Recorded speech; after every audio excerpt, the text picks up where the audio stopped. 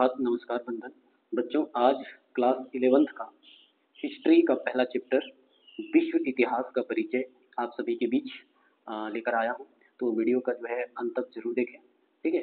चलिए जानते हैं कि विश्व इतिहास का परिचय में हमें किन किन चीज़ों को पढ़ना है। तो यहाँ पर बोलता है जीव की उत्पत्ति। देखिए, जीव की उत्पत्ति से रिलेटेड सिद्धांत जो है चार्ल्स डार्विन दिया था। कौन दिया है? Charles Darwin. ये आपको याद रखना, ये परीक्षा में आपको पूछेगा। चार्ल्स डार्विन के बारे में आपको पूछेगा, ठीक है ना। जीव की उत्पत्ति का सिद्धांत जो है सर्वप्रथम जो है श्रेय जो है चार्ल्स डार्विन को जाता है। इन्होंने एक किताब लिखा था बच्चों। इन्होंने जो एक किताब लिखा है जिसका नाम था origin of species. Origin of species, ठीक है।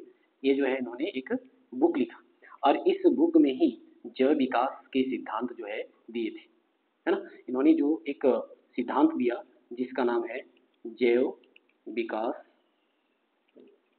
सिद्धांत, ठीक है।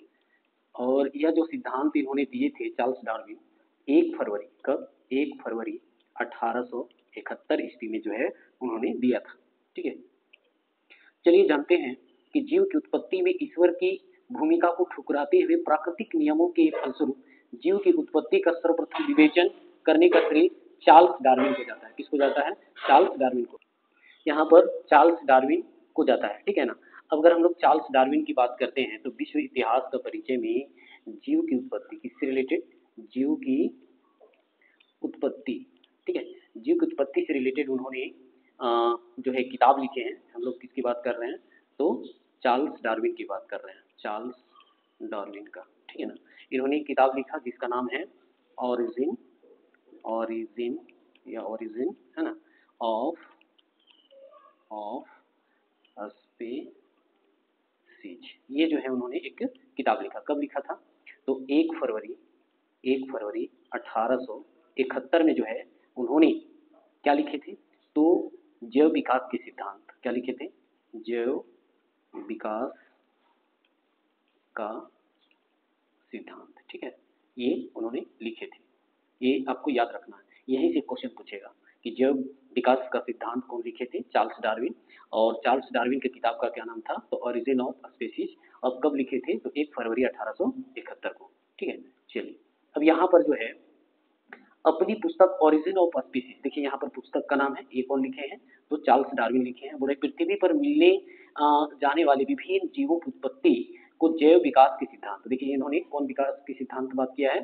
तो जैव विकास के सिद्धांत द्वारा समझाते हुए चार्ल्स डार्विन चर्च के डर से, यानी चर्च में जो पादरी होते हैं, जो गुरु होते हैं ईसाई धर्म का, उनसे उनके डर से ईश्वर की भूमिका को पूरी तरह से नकार नहीं सके। यानी कहने का मतलब है कि जो जीव की उत्पत्ति हुई है ना, उसमें ईश्वर की कोई भूमिका नहीं है, ठीक है ना। लेकिन चर्च के पादरी से इन्होंने डरते थे, गुरु से डरते थे, ठीक है ना। इसलिए पूरी तरह से नकार नहीं सके और अपनी इच्छा के खिलाफ डार्विन को यह कहना पड़ा कि ईश्वर ने समस्त जीवों को अलग अलग नहीं बनाकर एक सरल जीव बनाया एवं वर्तमान में समस्त जीवों की उत्पत्ति उस एक पूर्वज से है जो जैव विकास की विधि द्वारा हुआ है। यानी जीव की उत्पत्ति क्या होता है? जीव से ही होता है। जैसे मान लिया जाए कि अगर एक मनुष्य का जन्म होता है तो एक मनुष्य के द्वारा ही होता है, ठीक है ना। या फिर कह सकते हैं कि एक बकरी का जो जन्म होता है तो बकरी अपना बच्चा का जन्म देता है, ठीक है।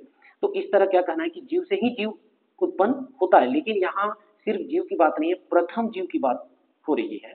बोले अपने मित्रों और अन्य जिज्ञासुओं से डार्विन ने अपने विचार को सत्यता को नहीं छुपाया। यानी कहने का मतलब है कि इनका कहना था कि जो जीव की उत्पत्ति हुई है उसमें ईश्वर अर्थात भगवान का कोई रोल नहीं है, कोई भूमिका नहीं है, बल्कि यह जो जीव का उत्पत्ति हुई है।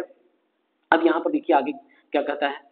यहाँ बोल रहा है कि डार्विन ने जीव की उत्पत्ति में ईश्वर की भूमिका को नकारते हुए कहा था कि प्रथम जीव की उत्पत्ति निर्जीव तत्वों द्वारा हुई है। देखिए यहाँ पर ये क्वेश्चन भी पूछ देता है कि प्रथम जीवों की उत्पत्ति किससे हुई है? तो निर्जीव तत्वों द्वारा हुई है। ये किसका कथन था? तो चार्ल्स डार्विन का कथन था, ठीक है। उन्होंने जो है 1 फरवरी 1871 में, जो अभी हमने बताया कि 1 फरवरी 1871 को उत्पत्ति के लिखे पत्र में चार्ल्स डार्विन ने संभावना प्रकट की कि अमोनिया, देखिए किन किन तत्वों का नाम लिया जा रहा है? अमोनिया और फास्फोरस, ठीक है। आपको ये भी पूछ लेगा कि चार्ल्स डार्विन के जैव विकास के सिद्धांत में किन 2 तत्वों का जिक्र किया गया है? तो अमोनिया और फास्फोरस आदि लवण घुले गर्म पानी कि किसी गड्ढे में प्रकाश, देखिए किन किन चीजों का समीकरण से जो है जीव की उत्पत्ति हुआ, प्रकाश, उष्मा, विद्युत आदि के प्रभाव से निर्जीव पदार्थों से प्रथम जीव की उत्पत्ति हुई होगी। ये एक्सपेक्टेशन दिखा रहे हैं कौन, तो डार्विन। ठीक है, ये चीज आपको याद रखना है कि किन दो तत्वों को जो है प्रकाश, उष्मा और विद्युत के जरिए जो है प्रथम जीव की उत्पत्ति हुई है। ठीक है, अब आगे हम देखेंगे कि रूसी वैज्ञानिक, अब चार्ल्स डार्विन का रोल उधर खत्म हो गया, अब यहाँ पर रूसी वैज्ञानिक, अब चार्ल्स डार्विन की बात करें थी, ग्रेट ब्रिटेन के थे, अब एक रूस के वैज्ञानिक है अलेक्जेंडर इवानोविच ओपिरियन। ठीक है, इन्होंने 1924 में दिया। अब देखिए कहाँ पर 1871 में जो है अपना ओपिनियन दिए थे, कौन, चार्ल्स डार्विन, और अलेक्जेंडर इवानोविच जो है 1924 में जीव की उत्पत्ति नामक निर्जीव पदार्थों से जीव की उत्पत्ति का सिद्धांत प्रतिपादित किया था। देख रहे हैं ना कि अलेक्जेंडर, यहाँ पर अलेक्जेंडर की बात हो रही है, तो अलेक्जेंडर इवानोविच जो है 1924 में जो है जीव की उत्पत्ति नामक निर्जीव पदार्थों से जीवन की उत्पत्ति का सिद्धांत प्रतिपादित किया। और ओपेरियन ने कहा कि लुई पास्चर का ये कथन सत्य है। एक लुई पास्चर नामक भी एक इतिहासकार है, इनका भी कथन सत्य है कि जीव की उत्पत्ति जीव से ही होता है। यानी जीव की उत्पत्ति जो होता है, अगर एक मानव है तो अपना जो है बच्चा वो खुद जन्म देता है, ठीक है ना, तो उसी तरह जीव की उत्पत्ति जीव से होता है। ये कौन का है, लुई पास्चर, ठीक है ना।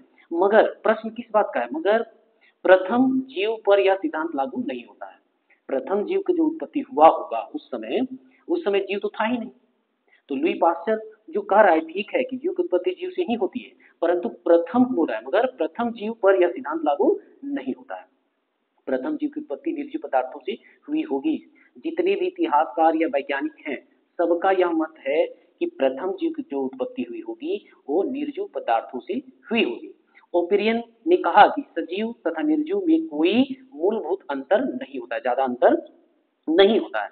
बड़े रासायनिक पदार्थों के जटिल संयोजन से ही जीव का विकास हुआ है। बड़े तमाम खगोलीय पिंडों पर भी मीथेन की उपस्थिति इस बात का संकेत है कि पृथ्वी का प्रारंभिक वायुमंडल मीथेन, अमोनिया, हाइड्रोजन तथा जलवाष्प से बना होने के कारण अत्यधिक अपाचायक रहा होगा। देखिए यहाँ पर अपाचायक का मतलब होता है, रसायन शास्त्र में अपाचायक ऐसे रासायनिक तत्व या रासायनिक यौगिक को कहते हैं जो रासायनिक अभिक्रिया में एक या एक से अधिक इलेक्ट्रॉन किसी अन्य रसायन को देता है, तो इसको अपचायक कहा जाता है। अब इन तत्वों के संयोग से बने यौगिक ने आगे संयोग कर जटिल यौगिक का निर्माण किया होगा। इन जटिल यौगिक के विभिन्न विन्यासों के परिणाम स्वरूप उत्पन्न नवीन गुणों ने जीवन की नियमितता के नींव रखी होगी। ऐसा सब एक्सपेक्ट कर रहा है लोग कि जीव की उत्पत्ति कैसे हुई होगी, ठीक है ना। अब यहाँ आगे हम लोग देखेंगे कि एक बार आरंभ हुए जैविक लक्षण ने स्पर्धा संघर्ष के मार्ग पर चलकर वर्तमान सजीव सृष्टि का सृजन किया होगा। सब एक्सपेक्ट कर रहे हैं लोग कि जीव की उत्पत्ति जो है एक निर्जीव पदार्थ से हुआ होगा, ठीक है ना। और धीरे धीरे जो है स्पर्धा होने लगा, एक जीव से दूसरा जीव, फिर वो जीव आते आते आते आते फिर जो है सभ्यता का निर्माण लोग कर लिए होंगे, ठीक है। अब यहाँ क्या है, बोला है कि एडवर्ड लुईस महोदय ने 1934 में, इससे पहले हम लोग जो है अलेक्जेंडर 1924 में, उससे पहले 1871 में चार्ल्स डार्विन, उसके बाद यहाँ देखिए भारत के शिवालिक पहाड़, आप लोग ज्योग्राफी 11th में हम पढ़ाएंगे शिवालिक पहाड़ के बारे में, आपको पूरा हिमालय के बारे में आपको जानकारी देंगे, तो बारी बारी से सभी विषय को आप तक पहुंचाएंगे, है ना, जागरूक करेंगे आपको। बोला है कि पहाड़ी से रामापिथिक्स के जीव यानी जीवाश्म को खोजा। कौन खोजा था, एडवर्ड लुईस ने। कहाँ पर खोजा था, तो शिवालिक पहाड़ी, ठीक है ना। किस तरह का, तो रामापिथिक्स के जीव जीवाश्म। जीवाश्म का अर्थ क्या होता है जानते हैं, मरे हुए जीव का जो कंकाल होता है ना, उसको जीवाश्म कहा जाता है, ठीक है। अब यहाँ देखिए लार्ते महोदय ने दक्षिण फ्रांस 1856 ईस्वी में ड्रायोपिथिक्स के जीवाश्म खोजे थे। यानी ये जो है वैज्ञानिक कहिए या इतिहासकार कहिए, है ना, ये जो है अपने जीवन काल में जीवाश्म की तलाश में थे, यानी नई नई चीजों की खोज के तलाश में थे, रिसर्च के तलाश में थे, है ना। तो ड्रायोपिथिक्स के जीवाश्म को खोजे थे कौन, लार्ते महोदय ने। तो ये सब ऑब्जेक्टिव पूछता है कि कौन जीवाश्म को किसने खोजा, ठीक है ना। बोला कि ड्रायोपिथिक्स को ओरांग उटान, गोरिल्ला तथा चिंपैंजी के पूर्वज माना जाता है। यानी जो है इसका जो है फोरफादर कौन था, तो ड्रायोपिथिक्स, ठीक है। किसका, गोरिल्ला, आप लोग बंदर का एक रूप देखेंगे, या चिंपैंजी जिसका मुंह काला होता है, ठीक है ना। अब यहाँ पर जो है 1856 ईस्वी में जॉन कार, अब यहाँ देखिए धीरे धीरे और भी इतिहासकार और वैज्ञानिकों का जो नाम जिक्र किया जा रहा है, बड़ा फुलराट ने पश्चिमी जर्मनी के नियंडरथल घाटी से नियंडरथल मानव के जीवाश्म की खोज निकाली। तो जो चीज का खोज किया है ये आप कॉपी में नोट करते चले जाएंगे ताकि आपको जो है याद रखने में, और फिर अगर शॉर्ट टाइम में अगर आप पढ़ना चाहें तो उसको देख के याद कर सकते हैं, ठीक है ना। 1856 में जॉन कार्ल फुलराड ने पश्चिमी जर्मनी के नियंडरथल घाटी से नियंडरथल मानव के जीवाश्म की खोज निकाली थी, ठीक है ना। मानव के उद्भव यानी उत्पत्ति के बाद विश्व इतिहास में विभिन्न सभ्यताओं की उत्पत्ति हुई। जैसे जैसे लोगों की संख्या बढ़ने लगी है ना, वैसे वैसे लोग जो है समाज का निर्माण किया होगा, लोग एक साथ मिलकर के रहना सीखा होगा, उसी को हम लोग सभ्यता कहते हैं। सभ्यता है क्या?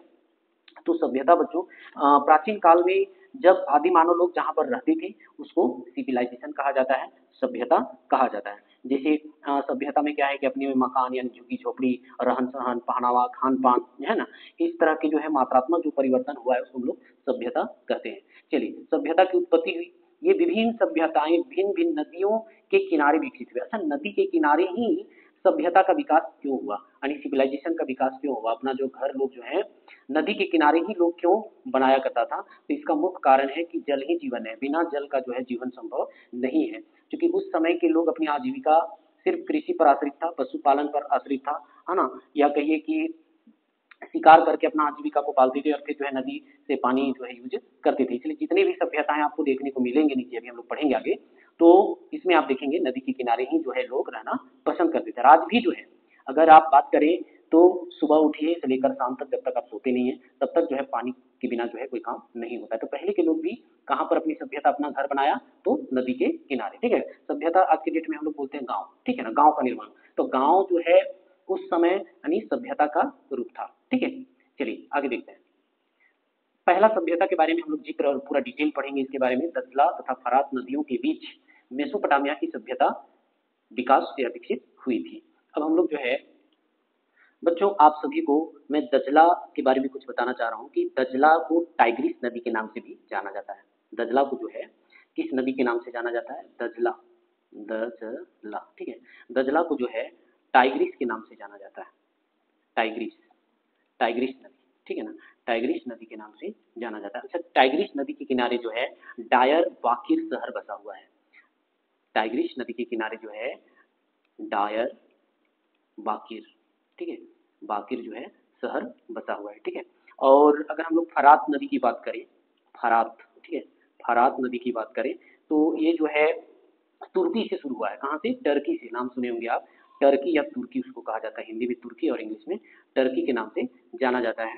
और तुर्की से शुरू होती है और सीरिया और इराक के आधुनिक देशों से होकर ये गुजरती है, ठीक है ना। और दजला फरात दोनों नदियां जो हैं फारस की खाड़ी में आकर गिरता है। चलिए आपको जो मैं कुछ दिखाता हूँ यहाँ पर, यहाँ पर चलिए मैप में आते हैं हम लोग। मैप में देखेंगे कि कहाँ पर जो है पर्शियन गल्फ है या फारस की खाड़ी है। तो यहाँ पर आप देख सकते हैं ये जो है आपका जो है यहाँ देख सकते हैं ये फारस की खाड़ी है, ठीक है, इसको बोलते हैं फारस की खाड़ी। यहाँ पर जो है फारस की खाड़ी है और इसको इंग्लिश में पर्शियन गल्फ कहा जाता है। क्या कहा जाता है? पर्शियन गल्फ के नाम से जाना जाता है। अब यहाँ पर आप देखेंगे कि ये जो है इराक में पर्शियन जो दजला फरात नदी है वो किस देश में है, या कह सकते हैं कि मेसोपोटामिया की सभ्यता किस देश में है? तो मेसोपोटामिया की जो सभ्यता है मेसोपोटामिया की सभ्यता जो है वो कहाँ पर है, किस देश में है? आधुनिक काल में इसको या फिर कह सकते हैं वर्तमान में जो है इराक कहा जाता है। उस समय क्या कहा जाता था? मेसोपोटामिया। अब यहाँ पर आप देखेंगे कि इराक कहाँ है, तो इराक जो है बच्चों ये है इराक। ये क्या है? इराक है, आपको याद रखना है, ठीक है ना। और यहीं पर जो है दो नदियां निकली थी, दजला और फरात, ठीक है। यहाँ पर आप देख सकते हैं कि मेसोपोटामिया की सभ्यता दजला फरात नदी कहाँ पर है? इराक में है। चलिए मैं कुछ और भी आपको डिटेल बताता हूँ बच्चों। आपको ऑब्जेक्टिव में पूछ सकता है कि दजला और फरात नदी जो है, फरात नदी जो है कहाँ, किस सागर में गिरती है? तो फारस की खाड़ी में गिरता है। आपको याद रखना है फारस की खाड़ी जो है यहाँ पर है, ठीक है। ये जो है फारस की खाड़ी में गिरता है। चलिए बच्चों, अभी आप जो है यहाँ पर देख रहे हैं कि जो रेड रेड आपको दिखाई पड़ रहा है, ये वाला जो पोर्शन दिखाई पड़ रहा है, तो इसको हम लोग इराक कर रहे हैं। चलिए इराक में देखते हैं कि मान लेते हैं कि ये पूरा इराक है, ठीक है ना, ये आपका इराक मान लेते हैं। अब यहाँ से जो है टर्की से जो है एक नदी निकलती है और इस तरह जो आकर के फारस की खाड़ी में जो है गिरती है। इसको मान लेते हैं हम लोग फारस की खाड़ी, ठीक है, फारस की खाड़ी, यही आपको मान के चलना, फारस की खाड़ी, ठीक है। अब ये जो टर्की है यहाँ पर जो है क्या है, टर्की, TURKY, टर्की। अब टर्की यहाँ पर है, टर्की से शुरू होता है तो यहाँ पर है सीरिया, क्या नाम है, सीरिया, सीरिया से होकर के नदी गुजर रहा है। अब ये नदी है कौन, तो ये जो नदी है वो फरात है, कौन नदी है, फरात नदी है, फरात नदी, ठीक है। अब फरात नदी के किनारे कौन सा है, यहाँ जो है टर्की से शुरू हुआ कौन नदी, तो फरात नदी, और कहाँ जा रहा है, सीरिया, ठीक है। सीरिया से फिर आ गया इराक, कहाँ पर, इराक, इराक में आ गया, इराक में, देखिए कहाँ से, टर्की से आता है सीरिया, सीरिया से फिर कहाँ आता है, इराक, ठीक है। अब इराक में ही एक जो है नदी के किनारे एक सभ्यता जो विकास हुआ रहता है, इसका नाम है बेबीलोनिया, क्या बोला जा रहा है इसको, बेबीलोनिया, ये याद रखना आपको, बेबीलोनिया के नाम से जाना जाता है, ठीक है। यहाँ पर जो है फरात नदी कहाँ से, टर्की से सीरिया, सीरिया से इराक, और इराक में ही जो है नदी के किनारे एक सभ्यता का विकास होता है जिसका नाम है बेबीलोनिया, ठीक है। और फिर क्या है कि एक नदी जो है इधर से गुजरती है, फिर से मैं कुछ इधर लाइन लेकर आता हूँ, नदी एक ही नदी है, ठीक है ना। यहाँ पर जो है आता है ये दजला नदी, कौन नदी, दजला नदी, इसको हम लोग नाम देंगे दजला, ठीक है। दजला नदी जो है इसको फ्रेश बनाते हैं, मान लेते हैं कि ये जो है आपका पूरा जो है इराक है। अब इधर से नदियां जो आती है वो दजला है, ठीक है, इसका नाम हम लोग टाइग्रिस भी बोल सकते हैं, दजला, दजला, इंग्लिश में टाइग्रिस नदी कहा जाता है, ठीक है। अब ये जो है आर्मेनिया से शुरू होता है, ये जो नदियां हैं दजला या टाइग्रिस, ये कहाँ से शुरू होता है, तो आर्मेनिया से, है ना, से शुरू होता है, फिर असीरिया, आर्मेनिया जो है आर्मेनिया से शुरू होता है, आर्मेनिया से शुरू होता है, ठीक है, आर्मेनिया से, आर्मेनिया से शुरू हुआ, उसके बाद जो है असीरिया आ गया, कहाँ पर, असीरिया, असीरिया, असीरिया में जो है बहते हुए जो है नदियाँ असीरिया आ गया। और उसके बाद जो है धीरे धीरे धीरे धीरे जो है ये नदियाँ जो है कह सकते हैं कि फारस की खाड़ी में आकर गिरता है। तो यहाँ पर एक सभ्यता का विकास होता है असीरिया में, जिसका नाम असीरिया सभ्यता है। अब यहाँ तो आपको मैंने बता दिया था कि यहाँ से जो है फरात नदियाँ जो है यहाँ करके मिलता है ना, इधर जो नदियाँ हैं फरात, ठीक है ना। अब यहाँ पर जो है आपका एक बेबीलोनिया सभ्यता का विकास होता है।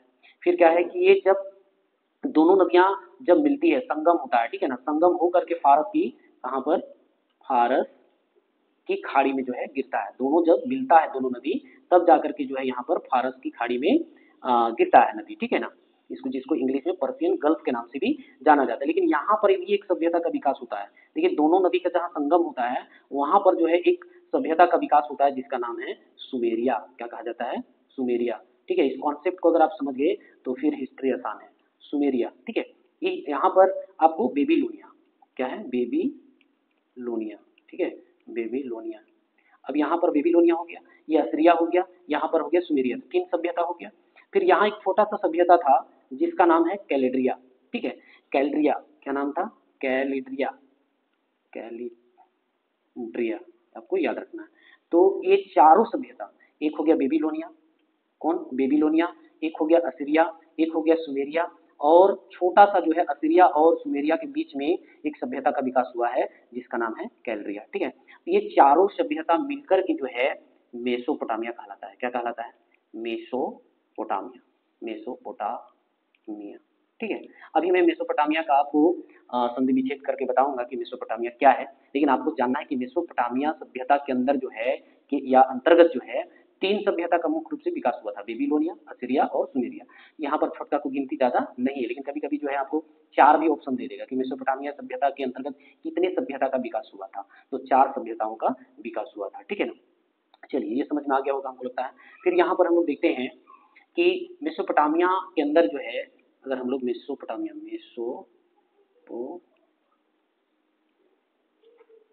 हम लोग बात करते हैं मेसोपोटामिया,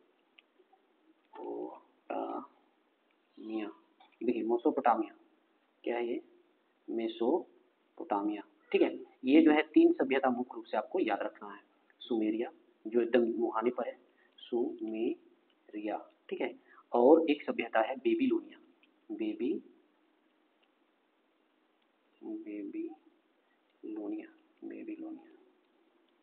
ठीक है, और तीसरा सभ्यता है जो है असीरिया, ठीक है, ठीक है। छोटका कुछ उतना नहीं महत्व दिया जा रहा है, तो आपको याद रखना है कि मेसोपोटामिया सभ्यता के अंतर्गत जो है तीन सभ्यता, एक है कैलेड्रिया, ठीक है ना, जो कि सुमेरिया और असीरिया के बीच में है, जिसका नाम क्या है, एक और सभ्यता है जिसका नाम है कैलेड्रिया। ठीक है, कैलेड्रिया।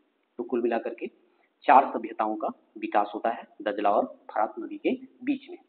अब एक चीज और जानना है कि जब इधर से फरात और इधर से जो है दजला गुजरता है, यानी टाइग्रिस गुजरता है, तो इधर जो है दजला का जो दजला, ठीक है ना, दजला नदी का जो लंबाई है बच्चों 1900 किलोमीटर, आपको याद रखना है। कितना किलोमीटर है? 1900 किलोमीटर।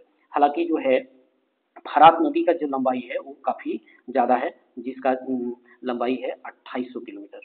2800 किलोमीटर जो है फरात नदी का जो है लंबाई है। ठीक है, अब यहाँ पर मेसोपोटामिया सभ्यता, मेसोपोटामिया जो है, मेसो का मतलब होता है बीच में। मेसो का मतलब क्या होता है अभी हम लोग देखेंगे, मेसो, ठीक है ना। तो मेसो का मतलब है बीच में, ठीक है, बीच में।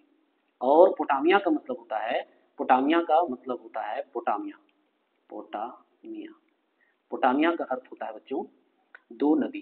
ठीक है, क्या? दो नदी या नदी कह सकते हैं। तो दो नदी के बीच के क्षेत्र को ही मेसोपोटामिया कहा जाता है, ये आपको याद रखना है। यहाँ पर हम लोग बात कर रहे हैं मेसो, मेसो पोटामिया, पोटामिया, ठीक है। यहाँ इसका मतलब होता है के बीच में, के बीच में, ठीक है। मेसो का मतलब होता है के बीच में।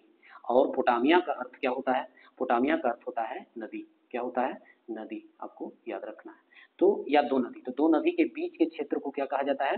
मेसोपोटामिया कहा जाता है। लेकिन अभी वर्तमान में जब दो नदी से अगर गुजरेगा, दो नदी ऐसे गुजरेगा, ठीक है ना, तो इसको दोआब का क्षेत्र कहा जाता है। क्या कहा जाता है?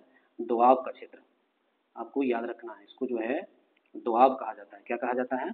दोआब। जब दो नदी के बीच से, बीच का जो क्षेत्र होता है, ठीक है ना, उसको कहा जाता है दोआब, दोआब, ये आपको याद रखना है। ठीक है, दोआब का क्षेत्र कहा जाता है जब दो नदी के बीच में होता है। चलिए बच्चों, हम लोग जो है आगे देखते हैं।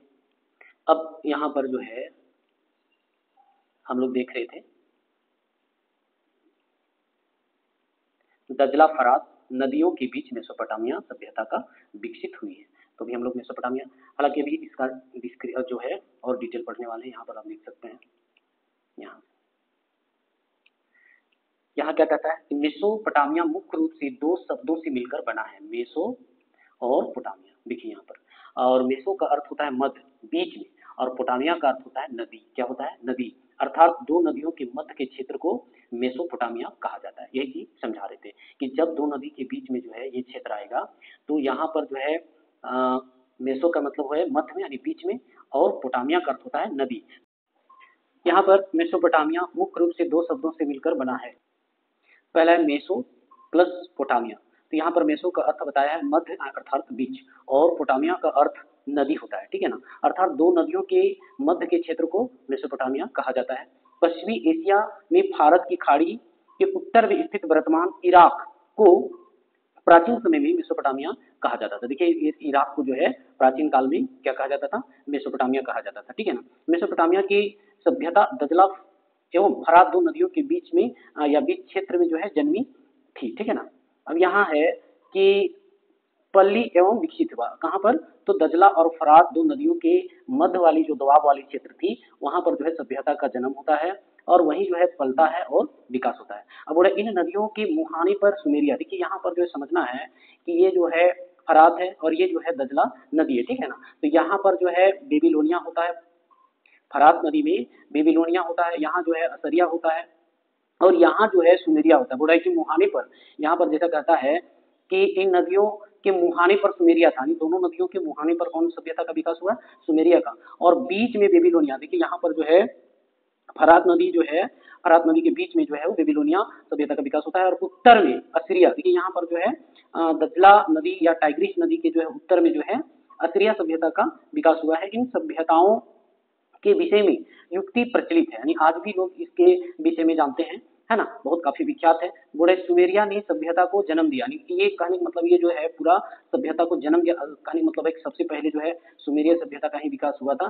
ठीक है ना, और जो है बेबीलोनिया ने उसे उत्पत्ति को चरम शिखर तक पहुंचाया, यानी काफी ये जो है बेबीलोनिया वाला जो सभ्यता है काफी जो है चीजों को आविष्कार किया और सभ्यता को आगे तक बढ़ाया तथा असीरिया ने उसे आत्मसात किया। साथ ही क्या करता है ये असीरिया सभ्यता जो है ये सुमेरिया और बेबीलोनिया के साथ अपने आप को मिला लेता है। आत्मसात करना अर्थात मिल जाना। और दूसरे शब्दों में सुमेरिया, बेबीलोनिया एवं असीरिया इन तीनों सभ्यताओं के सम्मेलन से जो सभ्यता विकसित हुई उसे मेसोपोटामिया सभ्यता कहा जाता है। मिली जुली जो है तीनों सभ्यता को ही मेसोपोटामिया की सभ्यता कहा जाता है। बड़े मेसोपोटामिया में 4 प्रसिद्ध सभ्यताएं हुई हैं, हालांकि यहाँ पर 3 बोला है लेकिन यहाँ 4 है। एक जो है यहाँ एक और सभ्यता का विकास हुआ था सुमेरिया और असीरिया के बीच में, जिसको नाम है कैलेड्रिया, ठीक है ना। कैलेड्रिया सभ्यता जो है विकास हुआ। तो कुल मिलाकर के जो है मेसोपोटामिया सभ्यता के अंतर्गत जो है 4 सभ्यता का विकास हुआ, सुमेरिया, बेबीलोनिया, फिर असीरिया और कैलेड्रिया, ठीक है ना। अब बोला कि 2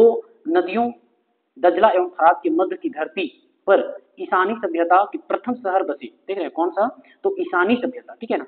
अब सभ्यता मैंने बताया कि जहाँ लोग पहले अपना गांव बना करके रहते थे, झुंड बना करके रहते थे और अपनी आजीविका को, जैसे आजीविका को चलाने के लिए संग्रह का काम करता था या फिर शिकार का काम करता था या पशुपालन का काम करता था, तो उसको सभ्यता कहा जाता है। आज के डेट में हम लोग सिटी बोलते हैं, शहर बोलते हैं, गाँव बोलते हैं, ठीक है ना। आप सभ्यता नहीं बोल रहे हैं। सभ्यता जो है प्राचीन कालों में जहाँ लोग रहा करते थे समूह बना करके उसको सभ्यता कहा जाता है, ठीक है ना। अब बोले कि प्रथम शहर बसे ईसा पूर्व। ईसा पूर्व, ईसा पूर्व का मतलब होता है बच्चों जब ईसा मसीह का जन्म होता है उससे पूर्व का जो काल होता है उसको ईसा पूर्व के नाम से जाना जाता है, ईसा पूर्व के नाम से। और जो ईसा मसीह के जन्म के बाद वाले काल को जो है ईसवी के नाम से लोग जानते हैं, ठीक है ना। तो बड़े 3000 सालों तक मेसोपोटामिया की सभ्यता के प्रमाण मिलते हैं। 3000 बीसी पहले, है ना। तो यहाँ मान लीजिए 1000 का अगर आप डिस्टेंस लेकर के चलेंगे तो यहाँ पर जो है 3000 बीसी का बात कर रहे हैं, 3000 बीसी का प्रमाण मिलता है।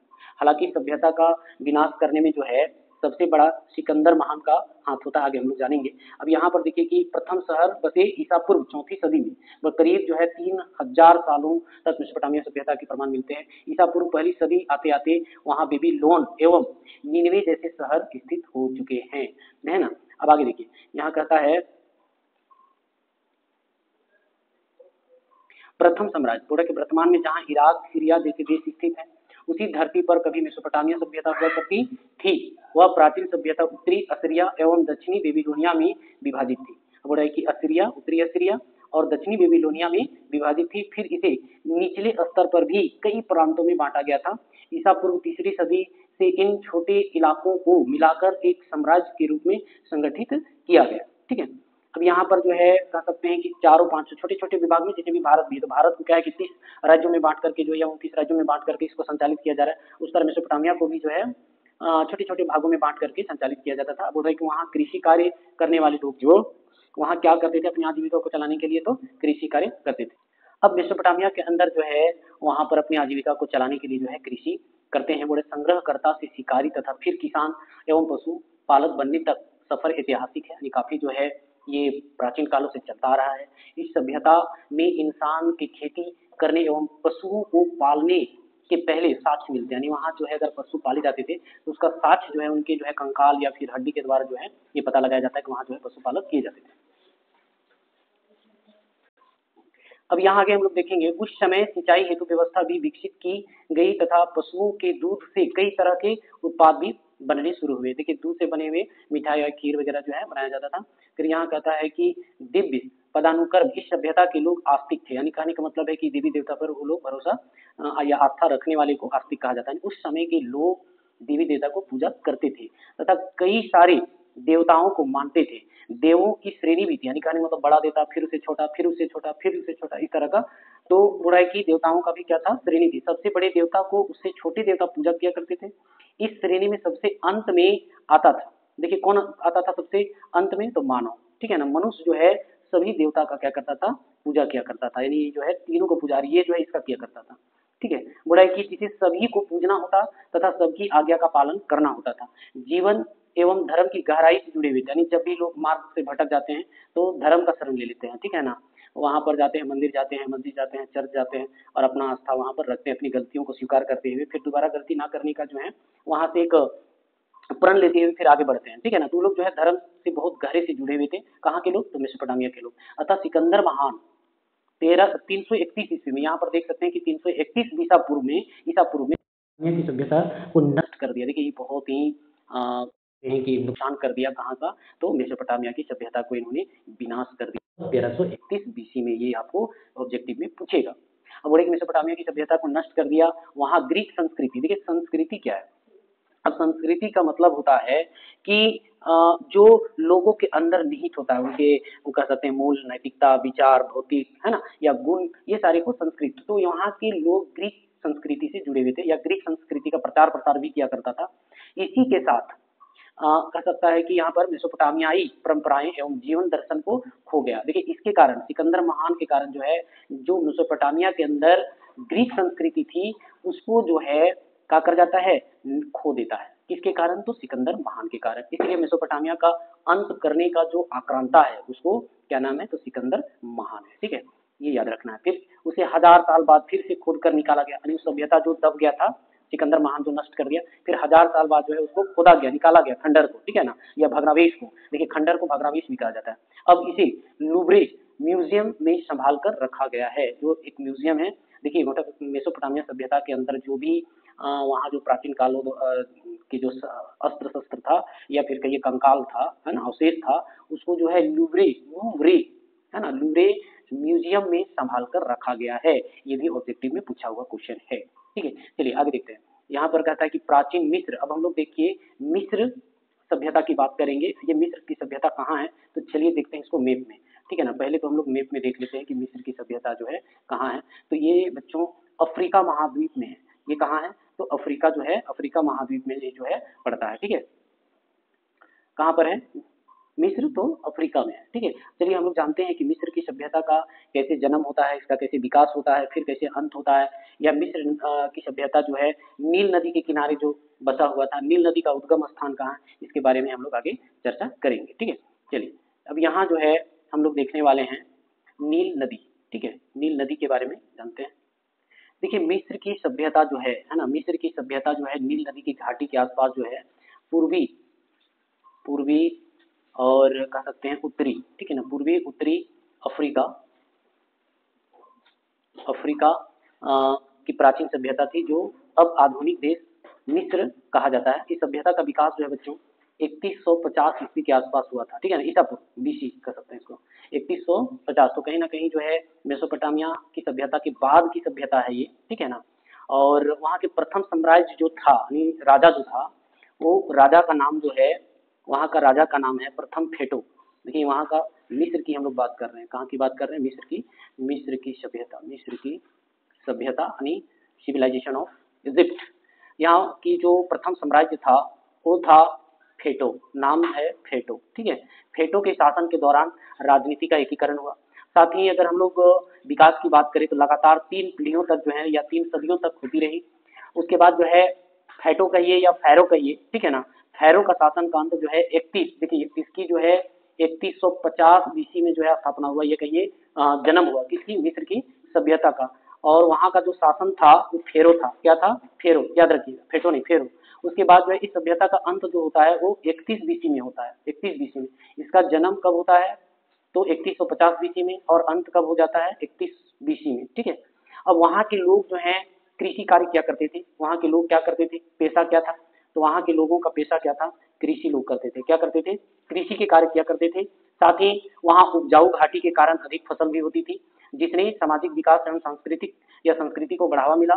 संसाधनों की अधिकता थी, स्वतंत्रता, लेखन प्रणाली भी अच्छी थी, और कह सकते हैं कि वहाँ सामूहिक रूप से जो है इंफ्रास्ट्रक्चर का या फिर कहिए कि रोड, बिजली का जो है विकास हुआ। ठीक है, और कृषि परियोजनाएं जो है वहाँ सिंचाई की व्यवस्था भी लोग करते थे। चलिए बच्चों इसको हम लोग देख ही लेते हैं। बोल रहा है कि उत्तरी पूर्वी अफ्रीका, कहाँ पर, पूर्वी उत्तरी अफ्रीका की एक प्राचीन सभ्यता थी, जो अब आधुनिक देश मिस्र है। ठीक है ना, मिस्र कहाँ है, तो अफ्रीका का उत्तर में है, अफ्रीका महाद्वीप के उत्तर में है। बोल रहा है कि इस सभ्यता का जो विकास हुई थी वो 3150 ईस्वी में बीसी में हुआ था के आसपास माना जाता है। और प्रथम वहाँ का जो शासक था वो फेरो था। देखिए यहाँ पर फेरो है। शासन के तहत ऊपरी एवं निचली मिस्र के राजनीतिक एकीकरण के साथ समाहित हुई थी, यानी जो मिस्र था उत्तर और दक्षिण में बटा हुआ था। ठीक है ना, ये इसको ऊपर और नीचे कहा जा रहा है, इसको ऊपर और इसको नीचे कहा जा रहा है। तो ऊपर वाला को उत्तर मानेंगे, नीचे वाले को दक्षिण मानेंगे। ठीक है ना, एकीकरण साथ समाहित हुई, अगली 3 सदियों में विकसित होती रही। लगातार जो है मिस्र की सभ्यता का 3 पीढ़ी तक जो है विकास होता रहा। इसका इतिहास स्थिर राज्यों की एक श्रृंखला से निर्मित है। जो संबंधित स्थिरता के काल द्वारा विभाजित है, जिसे मध्यवर्ती काल के रूप में जाना जाता है। जैसे जैसे जो है प्राचीन काल, मध्य काल, आधुनिक काल, इस टाइप में भी जो है मिस्र का जो सभ्यता विकास हुआ उसको बांटा गया है, ठीक है ना। प्राचीन मिस्र नए समाज के दौरान अपनी उच्चतम स्थिति पर पहुंचा, जिसके बाद इसने मंद पतन की ओर जो है प्रवेश किया। देखिए बहुत तेजी से जब विकास किया, लेकिन लास्ट में क्या हो गया, पतन हो गया, ठीक है ना। देखिए पतन की ओर प्रवेश किया।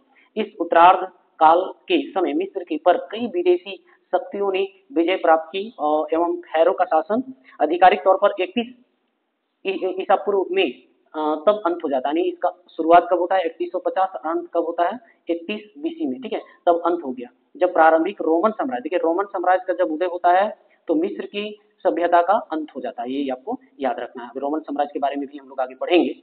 रोमन साम्राज्य जो है आसपास कहाँ है, तो रोमन साम्राज्य जो होता है भूमध्य सागर के आसपास के 21 देश से घिरा हुआ है। भूमध्य सागर जो है उसके आसपास, चलिए हम लोग देख ही लेते हैं भूमध्य सागर कहाँ है।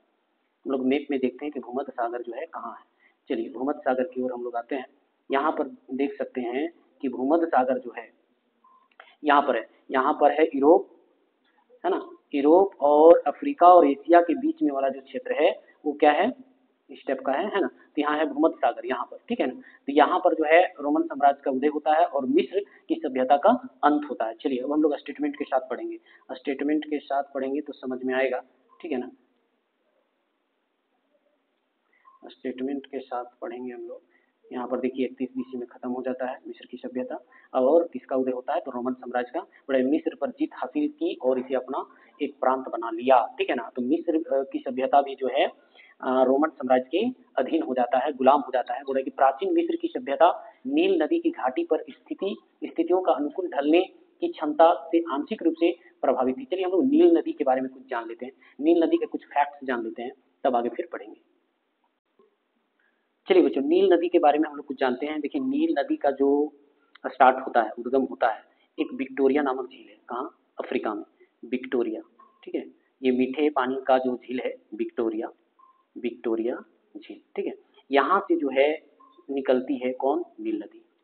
यहाँ से निकलती है श्वेत नील नदी, ठीक है, निकलती है। उसके बाद जो है, हालांकि टेढ़ा मेढ़ा जाता होगा। अब यहाँ पर जो है एक जो है खार्तूम, जो है खार्तूम डैम है, खार्तूम, ठीक है ना, यहाँ तक की आती है। ये इसको हम लोग बोलेंगे श्वेत नील नदी, श्वेत नील नदी, ठीक है। कौन नदी है, तो श्वेत नील, ठीक है ना। उसके बाद एक जगह है यहाँ से द ग्रैंड इथोपियन रेनेसा, ठीक है ना। यहाँ से जो है ब्लू नदी निकलता है। कौन नदी निकलता है, ब्लू, याद रखना है कि ब्लू नदी कहाँ से निकल रहा है, तो ब्लू नदी जो है द ग्रैंड इथोपियन रेनेसा, ठीक है। यहाँ से ब्लू नदी, ब्लू नील नदी, ब्लू नील नदी, ठीक है। उसके बाद क्या है कि यहाँ आकर के कहाँ, खार्तूम में दोनों नदी मिलता है, श्वेत नील नदी और ब्लू नील नदी जो है कहाँ पर मिलता है, तो खार्तूम में मिलता है, आपको याद रखना है, ठीक है। उसके बाद आगे बढ़ते चला जाता है, आगे बढ़ते चला जाता है। एक जो है असवन बांध बनता है यहाँ पर, जो है असवन बांध, देखिए असवन एक बांध बनाया जाता है। ये दोनों नदियों का जब संगम होता है तो नील नदी का नाम से जाना जाता है। हालांकि जो है विक्टोरिया झील से जो नदी निकलती है उसको श्वेत नील नदी के नाम से जाना जाता है, और जो द ग्रैंड इथोपियन रेनेसा से निकलता है उसको ब्लू नील नदी के नाम से जाना जाता है। दोनों कहाँ मिलता है, तो खार्तूम में मिलता है, ठीक है। उसके बाद जो है आगे बढ़ते जाता है नदी। उसके बाद जो है सूडान उड़ान होते करते जो है असवन एक बांध बनाया जाता है सूडान के अंदर। उसके बाद जो है यहाँ आगे बढ़ता है ना, असवन बांध से आगे नदी बढ़ता है काहिरा में। काहिरा से जो है दो भाग में नदी बढ़ जाती है। देखिए काहिरा कहाँ जो है नील नदी दो भाग में बढ़ता है, तो काहिरा। देखिए यहाँ का डांस बड़ा फेमस है भैया, मिस्र की जो काहिरा का डांस है बहुत ही, है ना। यहाँ जो है नदी क्या होता है, काहिरा में दो पार्ट में बढ़ जाता है। यही जो है नदी का दोआब क्षेत्र बन जाता है। यहाँ पर जो है दोआब का क्षेत्र बन जाता है और यहीं पर जो है मिस्र की सभ्यता का विकास होता है। यहाँ पर मिस्र सभ्यता का दोनों नदी जो है इस तरह दो पार्ट में बढ़ जाती है। फिर जो है ये भूमध्य सागर में मिलता है। ये जो दो नदियां हैं कौन सा सागर में मिलता है, भूमध्य सागर में, आपको याद रखना है, ठीक है ना। और भूमध्य सागर के चारों ओर जो है 21 देशों का समूह जो था वो रोमन साम्राज्य के अंदर था, ठीक है ना, भूमध्य सागर। और यही नदियां जो है यहाँ भूमध्य सागर में आकर मिलती है और ये दोआब क्षेत्र में जो है मिस्र की सभ्यता का विकास होता है। अच्छा ये भी आपको ये जानना है कि जो मिस्र की या नील नदी है, मिस्र में जो नील नदी था इसकी लंबाई कितना है, ठीक है ना। तो इसकी जो लंबाई है बच्चों वो है 6,650 जो है किलोमीटर है। ठीक है, कितना किलोमीटर है? तो 6650 किलोमीटर है। ठीक है, कितना किलोमीटर लंबा है? तो 6650 किलोमीटर नील नदी का लंबाई है। ये क्या था? तो नील नदी का जो है नील नदी जो है विक्टोरिया झील से निकला है। विक्टोरिया झील का जो पानी है काफी मीठा पानी है। ठीक है, और इसकी गहराई जो है, अगर हम लोग नील नदी की गहराई जो था वो लमसम 80 मीटर गहराई है। ठीक है ना, नील नदी की गहराई कितना है? 80 मीटर गहराई। गहराई जो है वो 80 मीटर था। ठीक है, चलिए आगे हम लोग देखते हैं। यहाँ पर हम लोग जान गए नदी के बारे में, नील नदी के बारे में, जहाँ से क्या है उसके मुताबिक बाढ़ एवं नियंत्रित सिंचाई के कारण आवश्यकता से अधिक फसल होती थी। वहाँ जो है खेती बाड़ी बहुत अच्छा होता था। कहाँ? मिस्र की सभ्यता में, जिसने सामाजिक विकास एवं संस्कृति को बढ़ावा दिया। संसाधनों की अधिकता के कारण जो है प्रशासन ने घाटी तथा आसपास के रेगिस्तान क्षेत्रों में खनिज दोहन एवं स्वतंत्र लेखन प्रणाली का प्रारंभिक विकास एवं सामूहिक निर्माण तथा कृषि परियोजना का संगठन, आसपास के क्षेत्रों के साथ व्यापार और विदेशी दुश्मनों को हराने एवं मिस्र के प्रभुत्व को मजबूत करने का इरादा रखने वाली सेना को प्रायोजित किया। देखिए यहाँ पर जो रहने वाला ज्यादातर जो है वो मुस्लिम वर्ग के लोग हैं। ठीक है ना, ज्यादातर जो है अगर हम लोग मिस्र की बात करें तो वहाँ की जो संस्कृति है ना, और लेखन आविष्कार विचारों के लिए एरोग्लिफ नामक जो है प्रतीक का इस्तेमाल लोग करते हैं। 700 से ज्यादा जो है हायरोग्लिफ है वहाँ पर। और कह सकते हैं कि धर्म वहाँ ज्यादातर जो है मुस्लिम वर्ग के लोग 90% लोग हैं। अभी वर्तमान में जो है मिस्र में 90% जो है मुस्लिम वर्ग के लोग रहते हैं। ठीक है, ये जानिए। अब यहाँ पर हम लोग देखेंगे कि वहाँ भी सामूहिक निर्माण, कृषि परियोजनाएं, संगठन, आसपास के क्षेत्रों के साथ व्यापार, विदेशी दुश्मनों को हराने एवं मिस्र के प्रभाव को मजबूत करने का इरादा रखने वाली सेना प्रायोजित किया। कहने का मतलब है कि तैयार किया। इन गतिविधियों को प्रेरित एवं आयोजित करना सम्राट, लेखकों, धार्मिक नेताओं एवं प्रशासकों की नौकरशाही थी, जो एक फैरो के शासन के अधीन थे। अगर यहाँ एक ऑब्जेक्टिव क्वेश्चन पूछता है कि मिस्र की सभ्यता में पहला साम्राज्य किसका था, तो फैरो शासन, आपको ये याद रखना है। ठीक है, इसकी जो है उद्गम कब हुआ, तो 3150 बीसी में, और अंत कब हुआ, तो 31 बीसी में। ठीक है, ये सारी चीजें इसका मेन पॉइंट है। बाकी जो है नदी के बारे में आपको मैंने बताया। अच्छा, खास बात ये भी है कि नील नदी के किनारे जो है पेपायरस का पेड़ पाया जाता है, और उस पेपायरस के पेड़ के द्वारा जो है बच्चों पांडुलिपि या मोटी कागज या मैन्युस्क्रिप्ट जो है उसमें लिखा जाता है। ठीक है, और नील नदी जो है ना, विक्टोरिया झील से निकल करके जो है सहारा मरुस्थल के पूर्वी भाग से होकर पार करती है, ये भी जानना है। और सहारा मरुस्थल जो है 11 देशों में फैला हुआ है, भी आपको याद रखना है। अल्जीरिया, मिस्र, लीबिया, है ना, मॉरिटानिया, मोरक्को, ट्यूनिसिया इत्यादि में जो है सहारा मरुस्थल फैला हुआ है। ठीक है, अब यहाँ जो है हम लोगों को देखना है सिंधु घाटी सभ्यता के बारे में कुछ हम लोग पढ़ेंगे। ये नेक्स्ट वीडियो में आप सभी को मैं बताऊंगा।